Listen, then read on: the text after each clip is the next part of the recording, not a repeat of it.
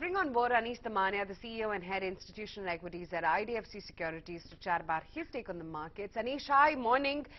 Just looking at the way financials and banks have been performing off late, we're just, celebrating the fact that the Nifty Bank has already clocked a fresh record. And ICICI Bank clearly, Anish, seems to be, the underperformer of 2017. And now it seems like corporate banks, which are relatively cheaper in terms of valuations, haven't moved as much, seem to be the betting case for 2018. Are you as well bullish on the prospects of ICICI Bank? Yes, we are. I think you have said it all. You have given all the reasons for that to happen. But however, if you take a little bit of a step back, what we have seen so far is that retail was the biggest push which was happening for last several years. Over the last 1 year, tracks have changed, and we are starting to see the asset-heavy plays starting to do very well. So given on the back of global recovery and now a possibility of large Indian recovery also, we'll start seeing the asset-heavy industries perform.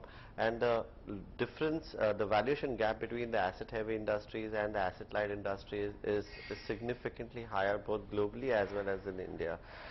So the trend which began, let's say, 1.5 years ago to move to asset-heavy based stocks will continue. And obviously the corporate banks are a part of the asset-heavy base doing very well. So they have been in the last cycle of this re-rating, and I would believe, given that we are starting to see some rebound in our economy, rebound in the global economy, the pressure on the corporate banks will start easing. Also, there is a chance now that the interest rate cycle will move up. So interest rate cycle moving up is always good for these kind of banks. And given what the government has done in terms of the Bharatmala project, in terms of the NPA resolution, I think the NBFCs are gearing themselves for asset reconstruction in a big way by bringing in more capital. And the cut in taxes which we saw, where the government has been streamlining the tax rates post GST, would mean that probably the worst is behind us and we are looking at a more optimistic scenario in 2018. And as a result, the corporate banks which have not done so well so far with respect to the other bank, NBFCs and the retail banks, probably will start performing. So we hold the same view, and we are bullish on ICICI Bank and SBI. What within metals, Anish, is it that you're betting on? Because it doesn't seem like, it seems that the best is still ahead for us when it comes to Tata Steel as well as Vedanta. But now what you're seeing is some of the other stocks as well are jumping into the rally and participating and playing catch up. What do you like within metals? So we like all the frontline metals which you just pointed out, Hindalco, Hindalco, Tata Steel, Vedanta, in that order, and we continue to like the metal space. Once again, as I mentioned to you, asset-heavy plays will rule the roost, and given the global economic recovery, we feel that metals will continue to outperform the market.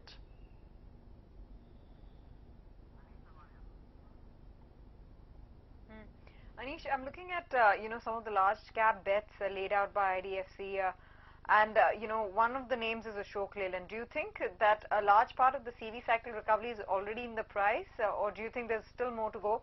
Just like commodities, the CV cycle is also in a multi-year trend. Yeah, I think so, because if you are betting on the wheels of the economy recovering, and given what we had over the last 1 year, all the possible bad things which could happen to the economy have already happened, given the GST thing, etc., plus the demonetization. So last year, FY17, FY18 would have been a year, or FY18 would have been a year where you had seen most of the shocks getting absorbed in the economy. Now, as we go into the base effect will be much better in FY19, and as a result of that, we'll probably see the CV cycle continue to do pretty well in the next year. And given the fact that from a peak to peak basis, we are still about 10% away in terms of the volume growth expectations. We should see the CV cycle post a robust growth for next 18 months.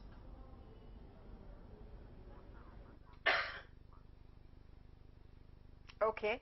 And if that's the case, then are you only looking at the auto players and the CV makers? Are you looking at component companies as well? Motherson Sumi is part of your list, which I'm not surprised to see. But with the will the extension of the auto theme extend out to auto ancillaries, but obviously? Yes, it does, but to an extent, auto ancillaries have been also benefiting from some of the players who were weak have got out from the market, and because of that, some of the auto ancillaries have done really well in this year and the last year. On the back of that and the improving valuations which one can see in the auto ancillary industries, and given that automobile growth is expected to be moderate to high, we would see that they will continue to gain. Also, some of the auto ancillary majors have also done well in the export markets or in the global markets. So they will also be part of that. But as you can see, Motherson is among the auto ancillaries my best bet in the pick. I feel that the company is on the right track. They have been delivering on their promises of both growth as well as on ROE, ROC, and you hardly find a company which in a dull boring business like an auto ancillary can show growth or a different way of growing, and that too very profitably.